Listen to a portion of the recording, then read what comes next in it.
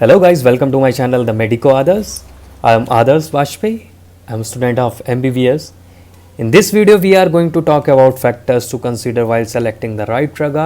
ये वीडियो बहुत ही इंपॉर्टेंट है as a practitioner, as a student, as a pharmacist, सबके लिए ये बहुत ही इंपॉर्टेंट वीडियो होने वाला है। इस वीडियो में बहुत बेसिक सी जानकारी लेंगे कि हम अगर एक सक्सेसफुल प्रैक्टिशनर बनना चाहते हैं, हमारा क्या क्राइटेरिया होना चाहिए मेडिसिन देने के लिए।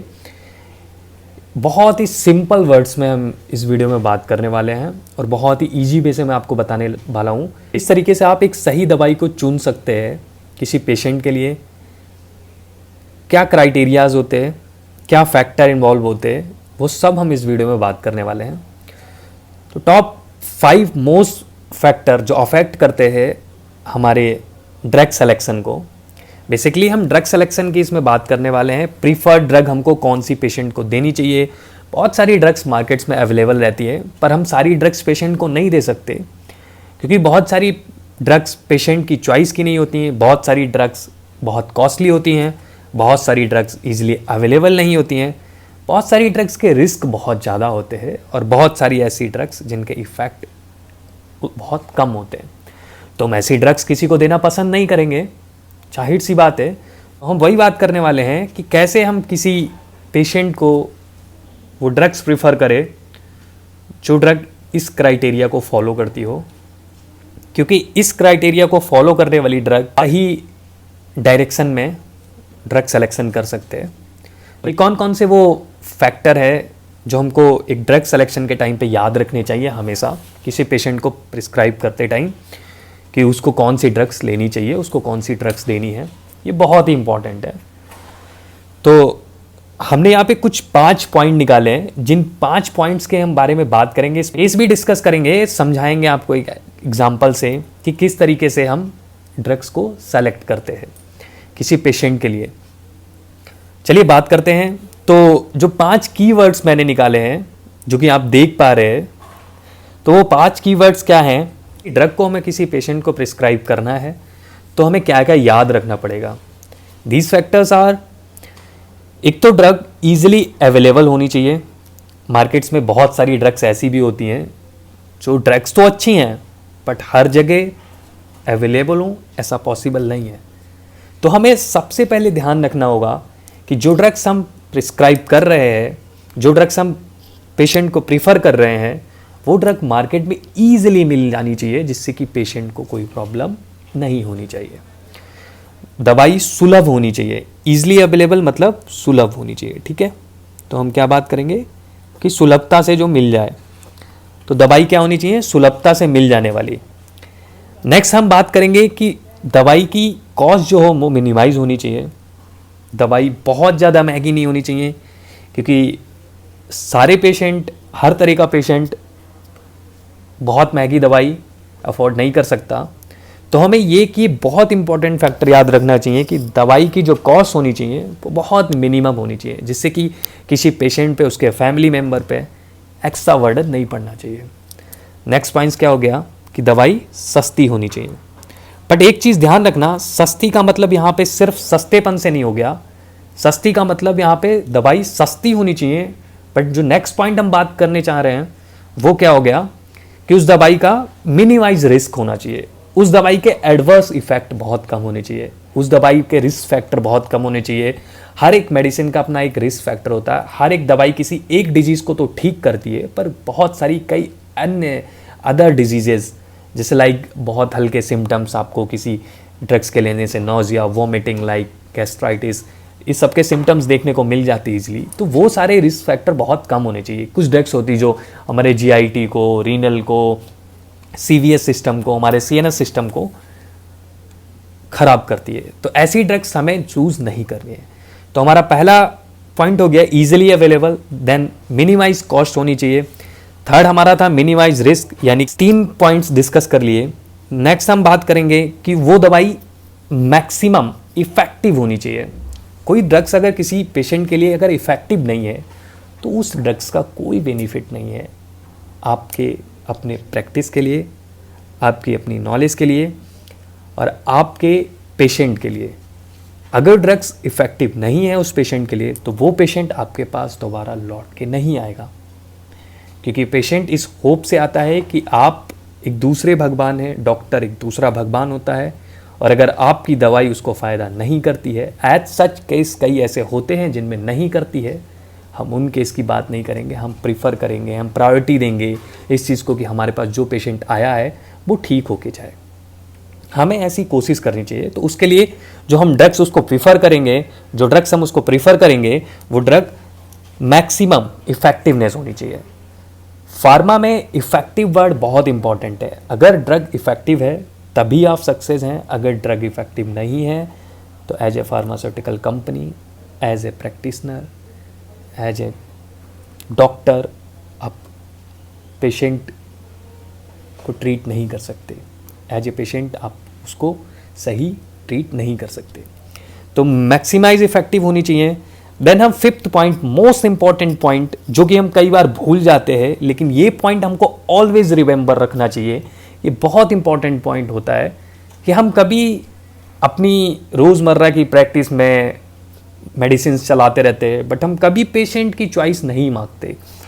तो हमें पेशेंट की चॉइस की रिस्पेक्ट करनी चाहिए। पेशेंट को ऐसा कन्विंस करना चाहिए कि ये दवाई आपको ऐसे रिस्क दे सकती है, ये दवाई आपको ऐसे रिस्क नहीं दे सकती है, तो आप मुझे बताएं मैं आपको कौन सी दवाई दूं।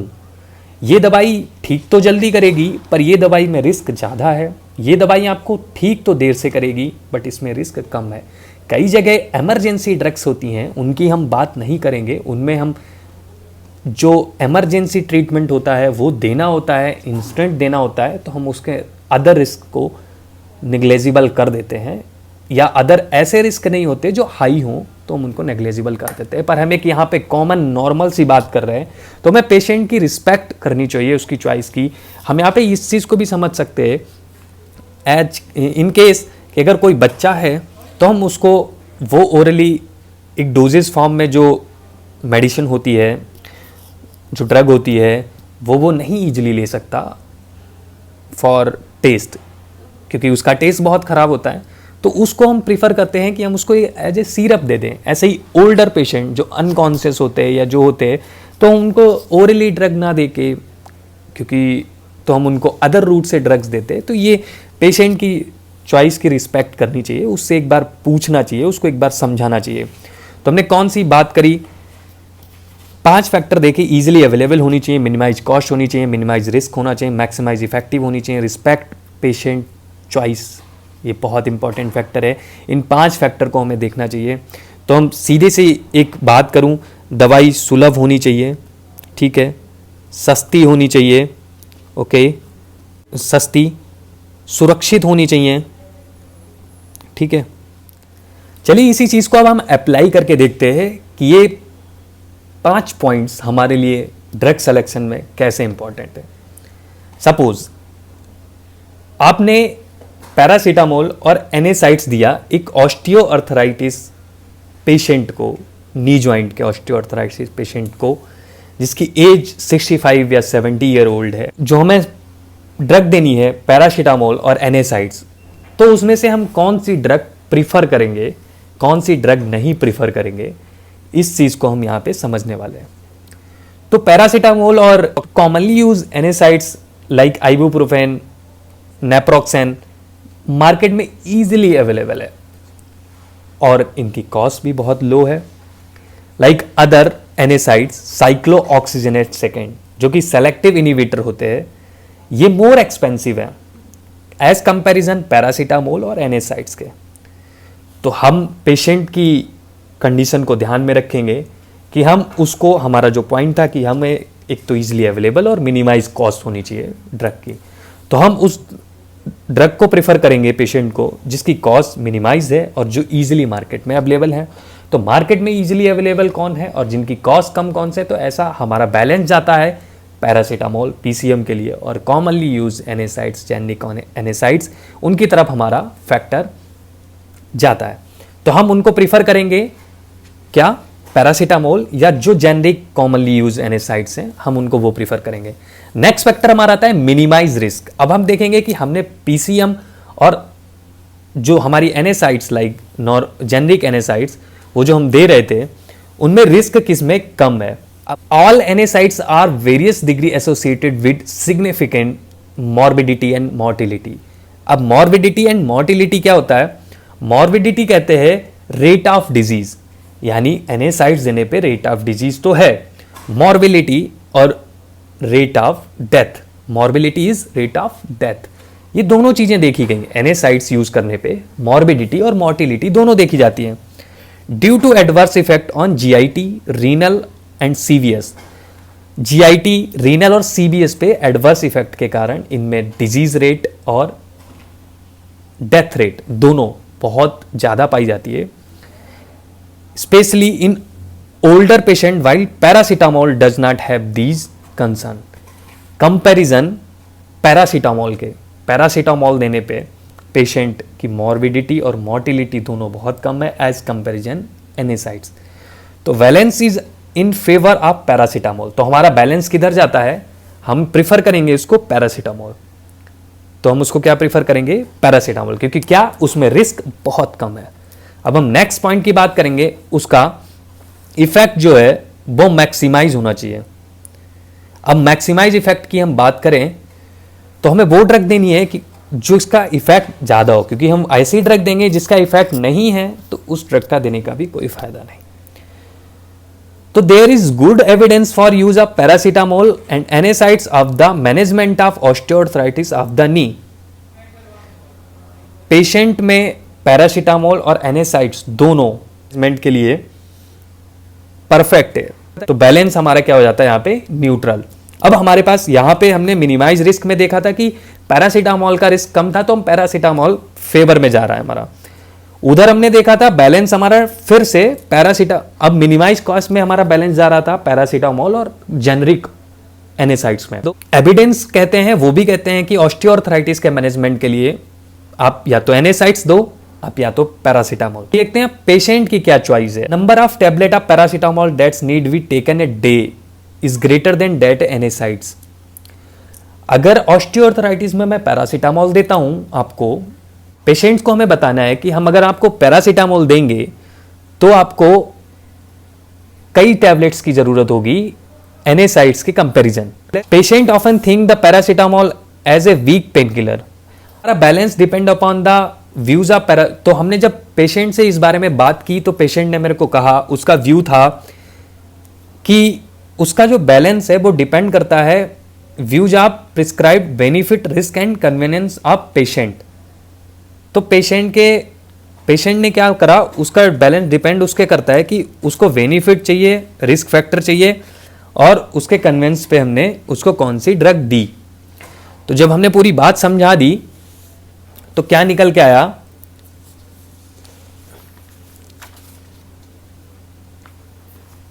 क्या निकल के आया कि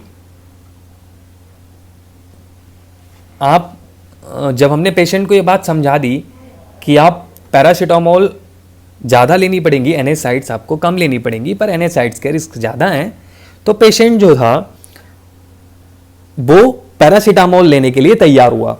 क्यों? क्योंकि उसको रिस्क और ज़्यादा नहीं चाहिए।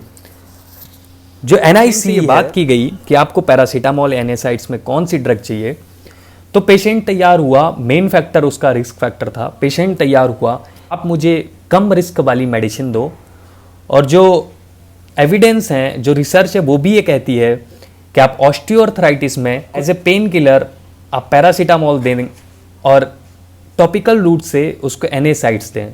टॉपिकल रूट से NSAIDs यूज करने से क्या होगा कि उसको एडवर्स इफेक्ट नहीं होंगे, उसके रिस्क फैक्टर कम हो जाएंगे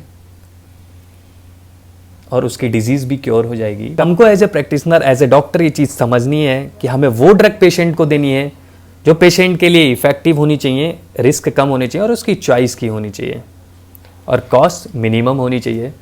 कोई भी डिजीज होती है उसमें कई सारी मेडिसिन होती हैं, बट हम सारी मेडिसिन नहीं दे सकते। हम बहुत सारी मार्केट में ड्रग्स अवेलेबल हैं। अब उस डॉक्टर को उस ड्रग्स में इफेक्ट दिखते हैं, रिस्क फैक्टर कम दिखते हैं, कॉस्ट ठीक होती है, अवेलेबल होती है, इसलिए वो प्रीफर करता है। हम लोग को भी ये चीज़ ध्यान रखनी चाहिए कि जब भी हम कभी पेशेंट को ड्रग प्रीफर करें तो हमें ये फैक्टर याद रखने चाहिए, पेशेंट को अच्छा ट्रीटमेंट दे पाएंगे पेशेंट हैप्पी रहेगा और पेशेंट हैप्पी रहेगा और आप भी हैप्पी रहेंगे। इस वीडियो को बनाने का मकसद सिर्फ यही था कि मैं और आप सीख सकें कि आने वाले फ्यूचर में जब हम प्रैक्टिस पे बैठें तो हमको किस तरीके से दवाई प्रीफर करनी है। Thank you so much. इस वीडियो को यहीं पे ख़त्म करते हैं। अगर ये वीडियो आपको अच्छा लगा तो प्लीज़ लाइक कीजिए। Thank you so much.